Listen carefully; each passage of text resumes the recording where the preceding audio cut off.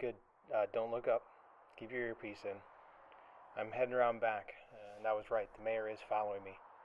Don't worry about me. I've done this before. Gam and his buddies back at the bunker have arranged a little something for you, so keep an ear out. There's going to be a guy that sends you a signal. Like I said, you're okay while you're in that booth, so follow the directions when you hear them, and you'll get back just safe and sound. Now get back to that USB so Nina gets it before she leaves. The political parties begin to emerge almost immediately after the constitutional era is formed. Let's start with Washington. As you can see here in the picture, Washington was seen as almost like a godlike figure in early America. He was the only president ever elected unanimously by the Electoral College, and he was seen as above politics. But he wanted the best advisors he could possibly get, even if they disagreed with each other. And you can't get two people to disagree more than Alexander Hamilton and Thomas Jefferson. Hamilton is going to be made Secretary of the Treasury, which means that he's going to control economic policies. And he sort of serves as a right-hand man, a go-to man for President Washington, and in the end, they're both going to be labeled as the political party Federalists. Thomas Jefferson is going to be made Secretary of State, which means he's the one in charge of foreign policy. Hamilton's economic vision was very clear. First of all, he wanted other countries to be able to trust the United States would pay off their debts. That way he could get foreign investments and people would trade with the United States. So the first thing he wanted to do was pay off those debts, which means he had to issue bonds or borrow money in order to pay off the debts to foreign countries. The bonds would be borrowed, would be money that was borrowed from people in the United States, mostly the wealthy. He wanted to show foreign countries, creditors, would pay, that the United States would pay those creditors off. This would increase confidence, increase trade, and improve the economy. The problem was who was going to get the money, because a lot of the debt that was owed in the American Revolution was to veterans, American veterans. They essentially got IOUs from the government while they were fighting. And these veterans had sold off many of their IOUs to speculators, wealthy men in the country that would buy them at a fraction of the value. So let's say you had an IOU worth $100, a speculator might give you $10 under the assumption that, who knows, that IOU might never get paid off. Thomas Jefferson argued that the wealthy speculators shouldn't get the money. They weren't the ones that fought in the war. The patriots, the true patriots of the war, should get the money. The veterans did. So Hamilton said, first of all, that's unworkable. Secondly, it's a good idea to pay the wealthy off, because Hamilton wanted the wealthy to be invested in the country. If they had a lot of debt that was owed to them from the country, then the wealthy would help the government succeed so they could get their money back. Hamilton won, and his plan goes through. It's not the only controversy. Another is called the Assumption Controversy. Hamilton wanted the federal government to assume or take over all the states' debts, but most of the debt was in the northern states, places like Massachusetts. The only exception is South Carolina, but the South had very little debt. Again, this is because he wanted the wealthy to be invested in the national government. The South didn't like this plan. They thought it was a favor to northern industrialists. It probably was, so there had to be a compromise. The South would allow this compromise to go through if, first of all, the debts would be paid off, and secondly, the capital had to be moved to the South. This is why the national capital is now in Washington, D.C., and not in Philadelphia or New York, where it was originally located. All right, hey, I'm getting close to my radio dead zone. It looks like there might be 2 aides that stayed in the restaurant. They came in with Cromwell, and I think they're supposed to monitor you. They'll likely try to tail you back to the bunker, so follow the instructions, and you'll be fine. These local officials are locals for a reason. Every once in a while you run into a challenge, but for the most part, they aren't that bright. So take a breath, collect some more info, and you'll know when the diversion starts. In this case, we're going to talk about the national bank controversy. Hamilton wanted a national bank for a couple of reasons. First, he felt that it would be a good place to store all of those new tax revenues that the central government or the federal government now was allowed to collect. He also thought that the federal government could take those taxes and loan money out to new businesses, thus creating new business, which would create new jobs, which create more tax revenue, but also spur the growth of the economy. Jefferson looked at this national bank and saw a conspiracy. He saw this as a trick to help set up a wealthy class of individuals that could then go and crush the common man. Hamilton made no secret that he was trying to promote a wealthy class. Washington, being the person that he was, trying to maintain himself above the politics, asked Hamilton and Jefferson to go and make their arguments, get them in writing, and he would make his decision there. Hamilton argued that it would help the country out, it would improve the country. He argued for something called the Elastic Clause. It's a clause in the Constitution that says that Congress can pass any law it deems necessary and proper. Jefferson, his argument was very simple. He says that the Constitution doesn't say the federal government can make a bank. It's not part of the enumerated powers. And since it's not part of the enumerated powers, he says that the federal government cannot do it. Essentially, what we're talking about is interpretations of the Constitution. And this way to interpret the Constitution first emerges in this bank controversy. Hamilton, being a Federalist, wanted to have a strong central government, so he wanted a loose interpretation of the Constitution. This would be based on the Elastic Clause, and it would allow the federal government to expand or stretch its power. In other words, if the Constitution doesn't forbid the action, the government is allowed to do it.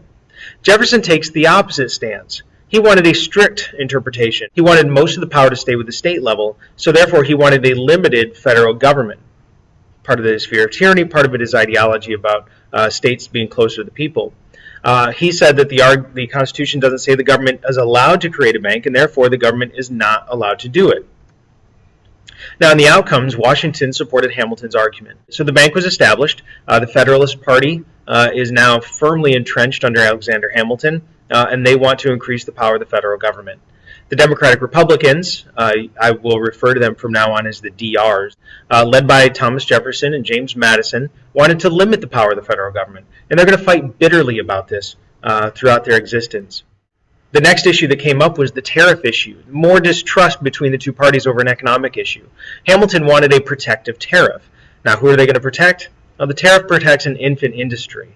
It's a high tax on imports. So let's say, for example, look at the chart here. Britain wants to sell cloth in the United States. Well, their cloth is very good quality, and it costs the exact same amount, $4 a roll, as American cloth. Well, if you're a consumer, you're going to buy the better cloth if it's the same price. So by taxing that product when it comes into the United States, it would make the product more expensive. So if they put a 25% tariff, that $4 roll of cloth becomes a $5 roll of cloth, and Americans, being the thrifty consumers, would buy the cheaper roll. Therefore, business in America would be expanded. Jefferson distrusted this wealthy industrialist class, though, so he debated that the tariff hurt farmers and it promoted a wealthy class, which would then go on to crush the farmers. He wanted a farm-based economy. He didn't want cities. He didn't want industry. He had faith that the common man would support democracy. In fact, he called cities great mobs that do nothing more than add sores to the body of the public. So we have these two parties emerging. Really, it boils down to strict versus loose interpretation, industrialists versus farmers, and strong versus weak central government. All right, I'm really close to the dead zone now, so Cromwell is right where I need him. My blind is about to hit. I'm going to be out of touch for a bit. When you're ready, put the USB under the bench cushion. Nina will pick it up when she cleans. Do not forget to do this. I can't burn her. She's valuable. Nice. Anyways, I'll see you soon. There was an incredible amount of distrust between the Democratic Republicans and the Federalists. Both thought that the other side was trying to ruin this idea of America. And we can see that as early as the whiskey tax. The whiskey tax is known as an excise tax. It's a tax on a specific good. Now, why do they want to tax whiskey? Well, it's Alexander Hamilton. He wanted to control drinking, but he wanted to control a very specific type of drinking, and that would be what he saw as kind of a lower class drinking. More importantly, he wanted this as a revenue-raising tax. He knew that a lot of people drank. In fact, the per capita amount of drinking in this era was incredibly high, much higher than what it is today. But this is more than just about drinking. Whiskey tax really harmed American farmers, especially Western farmers in Pennsylvania. Now, we have to remember that this is an era before highways. So it's very difficult to get your farm products from Western Pennsylvania across the Appalachian Mountains, which you can see here, and to the big eastern markets before those farm products spoiled. So what those Western farmers would do is take their grains and they would turn it into whiskey. Now, whiskey doesn't go bad, and it's easier to transport. So it would allow them to make more money, and they'd have better sales in the eastern markets. So when the farmers saw the excise tax, what they were really upset with was that it was hurting their way of life. And they had just got done fighting a revolution about taxes that raised revenue. And even though this is one of the new powers of the federal government, they still saw the federal government as somehow disunited from their personal world. So the Pennsylvania farmers literally took up arms against the federal government. This is the first test of the Constitution. It's called the Whiskey Rebellion. They're testing that taxing power of the federal government. Now, Jefferson and Madison supported the farmers. This goes to their core ideology of the Democratic Republicans. And the country is only a few years old. This shows a very serious split among sort of the coastal elites and the western farmers. Washington's reaction was immediate and it was severe. The Constitution is a conservative document.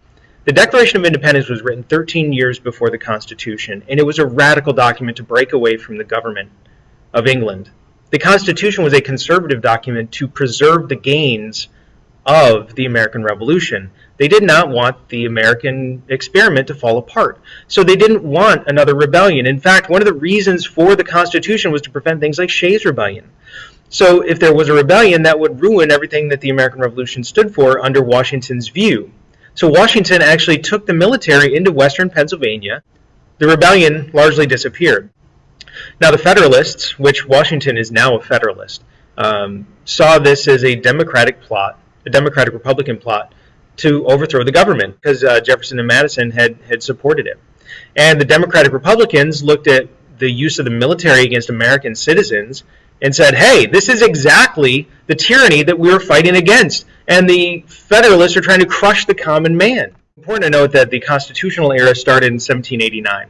And in 1790, the French Revolution started, and it was very similar at the beginning to the American Revolution, trying to set up a constitutional monarchy. And initially, Thomas Jefferson supported it, along with the Democratic Republicans, because it was very similar to our own revolution. They were trying to set up a constitution. They wrote a document called the Declaration of the Rights of Man and Citizen, which is very similar to the language of our own Declaration of Independence. In fact, one of the reasons Jefferson liked it was because it was so similar to the document he wrote. But within 3 years or so, 4 years, this constitutional revolution turned into something called the Reign of Terror. And you'll see that up in the picture up here, that they actually started massive beheading campaigns. First of all, they killed their king, and then they went on, led by a guy named Robespierre, they went on to kill 40,000 people over 9 months during this Reign of Terror. Cam, you know better than this. You know better than to come to Bojangles. They serve us this processed chicken. You know better. We could be at McDonald's right now. You're such an idiot. How? Cuz, shut up. Cam, I will throw this food at you. Donovan! Cameron, chill, okay? Cameron, I'm tired of Don't you throw being stuff so... at me. You're so abusive. No. You threw food at me first, Cam. Chill. Whatever. You just threw Cam, it at me first. Cam, don't stop. Don't leave. Come on. At least I got work to do. Now, the Federalist reaction was one of contempt. The British had attempted to contain the French Revolution. The British king didn't want to be beheaded, so they were trying to limit the impact of the French Revolution. Hamilton and the Federalists supported the British in this action. One, it was an incredibly bloody revolution, and we already saw that the Federalists are largely conservative in the sense that they're trying to maintain order. Think about the Whiskey Rebellion. The British were also Hamilton's economic role model. The Americans saw themselves as essentially British, and they wanted to trade with the British, so they supported the British. And this leads to more and more distrust among the American political parties. And partisan politics is not a modern problem.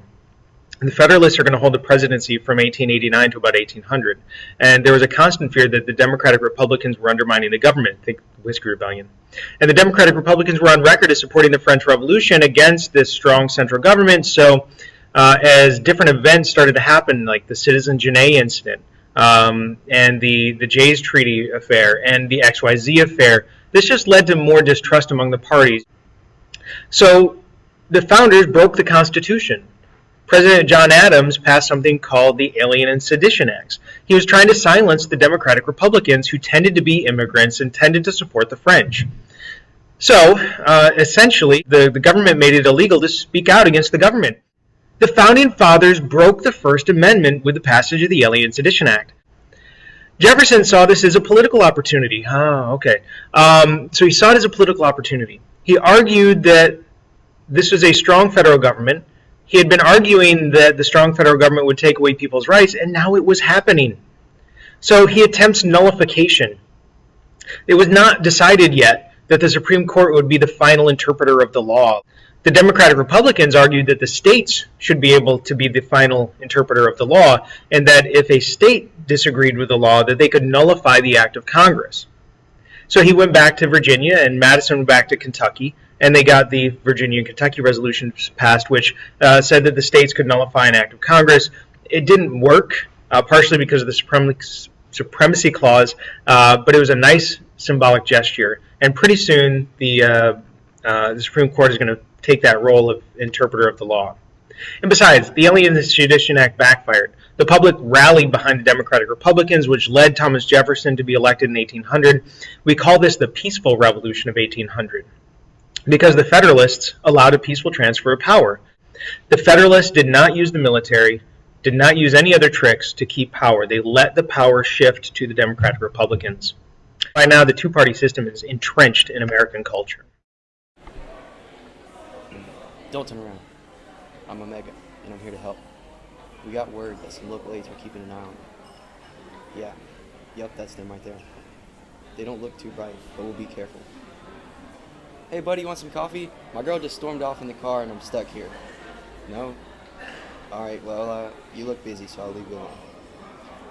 It's Marbury versus Madison. First, you need to understand that the Founding Fathers, they didn't do their homework. Article 1 about the legislative branch was over 2,000 words long. Remember, in the Revolution era, that was seen as the important branch. And then the executive branch, 1,000 words. But the judicial branch was only 377 words. Essentially, they said, we're going to have a judicial branch, it's going to have a Supreme Court, but we'll let Congress figure that out. So Congress passed the Judiciary Act of 1789, which largely set up the Supreme Court. And at first, that Supreme Court was very weak. They didn't even have their own building. They didn't even meet regularly. It was a very, very weak third branch and had hardly any power at all. Now, the Federalist presidents, Washington and Adams, were able to appoint the justices according to the Constitution, and they had done so several times. And in 1800, the Federalist John Marshall was appointed as Chief Justice of the Supreme Court, so we refer to this as the Marshall Court. And this is a good example of the long influence of presidential appointments, because he's going to be on the court for over 30 years. Federalist John Adams lost the presidency in 1800. But he wanted a strong series of Federalist judges throughout the entire federal judge system, including the district courts and the Supreme Court. So he spent a good chunk of his lame duck appointment time appointing these Federalists to these judges. And they're referred to as the Midnight Judges. And one of those Midnight Judges is William Marbury. Now, when Jefferson took office in 1800, his Secretary of State was James Madison. Now, Jefferson had ordered the Secretary of State not to deliver several appointments that had not yet been sent. This is days before email. One of the letters that was not sent was William Marbury's, but Marbury was under the impression that he was supposed to get a federal judgeship. He knew that the letter was signed, that the appointment was there, and that Jefferson just wasn't going to deliver it. So Marbury sued Madison, and it immediately went to the Supreme Court, and he asked for something called a writ of mandamus, which would force the delivery of the letter. Marshall had a dilemma. He's the Supreme Court Chief Justice, and he wants to promote Federalist ideas, which means growing the power of the government, using the Elastic Clause, interpreting the Constitution loosely. But he knew that the court was in a very weak position. If he ordered Madison to deliver the letter, Madison would just ignore it. The Supreme Court has no enforcement authority. And this would just make the Supreme Court look weaker. So he came up with a strategy. He said that the Judiciary Act allowed the Supreme Court to issue a writ of mandamus, but he strictly interpreted the Constitution. It doesn't say that the Supreme Court has the power to issue writs of mandamus. So He said that the Judiciary Act violated the Constitution, so therefore the Judiciary Act should go away. He used a Democratic-Republican idea to avoid the dilemma. Marbury lost his case. He didn't get his judgeship, but the grander Federalist Party won. Marshall was actually giving the Supreme Court a power not written in the Constitution. So by strictly interpreting the Constitution, he was actually loosely providing the Federalists a power. Here's the plan. In about 10 minutes, there's going to be a crash out front. When my girl comes back in shouting, that's the signal to grab your laptop, drop the USB, and get the heck out the door. Don't look around, just head towards the beach. You have a bit of time, but we're almost there. Stay cool. Now, the Democratic Republicans, Jefferson and Madison, they couldn't do anything about it because he was going by the Constitution. In fact, using their own principles. This made the Supreme Court a powerful third branch because it solved that question about who can nullify an act of Congress. Who can nullify it? Not the states, which was the Democratic-Republican argument, but the Supreme Court would take on that role. We call it the power of judicial review. It's the right of the Supreme Court to determine the constitutionality of an act of Congress, meaning if a law does not follow the Constitution, it's going to be thrown out, but it's only going to be thrown out by the Supreme Court, not by the states, not by the President, not by Congress, the Supreme Court. And this has a huge legacy. Marshall is going to serve for another 30 years, and in the early days, the court has succeeded in ensuring the federal government was supreme over the states. There are several different cases. Gibbons versus Ogden, which said the federal government can control interstate commerce. Dartmouth versus Woodward, which upheld the sanctity of contracts, and that a state cannot break a contract. McCullough versus Maryland, which upheld the right of the federal government to establish a national bank. And then finally, Worcester versus Georgia, which we'll get to later under Jackson, but the court denied the state of Georgia the right to limit the rights of individuals, and in this case related to Indian reservations. The Supreme Court has helped shape American understandings of democracy. It's been a contentious group of decisions. The lifetime appointments mean that in 2013, the court had conservative judges by Republicans, Ronald Reagan and both George Bushes, as well as liberals sitting on the court. They were appointed by Democrats Bill Clinton and Barack Obama. This means that we have what's really referred to as a split court, that there's there's four judges that are very conservative, four that are very liberal, and then there's one who's kind of in the middle that we call the swing vote. This one case over 250 years ago still has a legacy today. I'm not done with you. You're so stupid. Why would you throw that stuff at me? I forgot the keys. Hey, listen close. I'm on my way. Just start walking. Stay away from the driveway.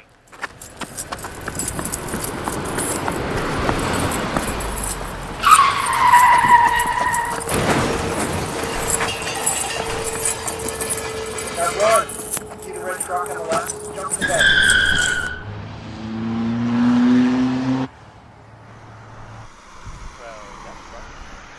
Hi, I'm up front. You got to see you soon.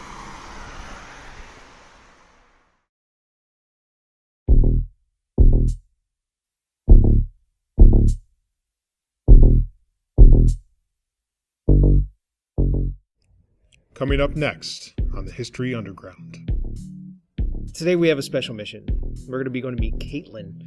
You ain't paranoid if they really are out to get you, so we got to keep a lookout. Then these strongman groups came along and then reshaped the past and can control the future. Some people just snap and can't handle the pressure.